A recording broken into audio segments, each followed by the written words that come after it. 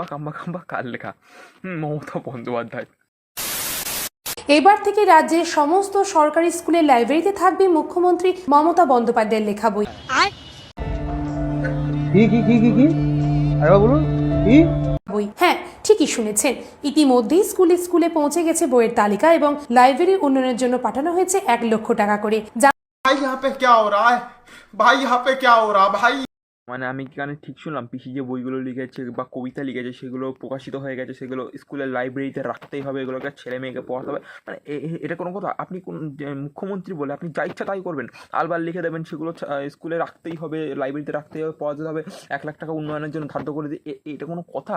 তাহলে তো বিশ্বকবি রুদ্র রায়ের কবিতাগুলোও পড়ানো দরকার স্কুল গ্রন্থে, নাকি? হ্যাঁ, মানে তুমি আবার ডিপলি চিন্তা করে দেখো, পরীক্ষার জন্য প্রশ্ন আসছে যে হাম্বা হাম্বা কাম্বা কাম্বা কার লেখা? মমতা বন্দ্যোপাধ্যায়। টিচার প্রশ্ন করছে, দাঁড়াও বলো তো হাম্বা হাম্বা কাম্বা কাম্বা কার লেখা? লেখক লেখিকাকে? মমতা বন্দ্যোপাধ্যায়। মানে এটা কোনো কথা? আবার আচ্ছা, ওনার নাম মমতা বন্দ্যোপাধ্যায় তো না? অনেকে ব্যানার্জি বলে, অনেকে মমতা বন্দ্যোপাধ্যায় বলে, অনেকে আবার মমতা तू समझा? हाँ नहीं तू समझा नहीं। মানে ওনার যা মানে টাইটেল, তাও অত লোকের নাম হয় না।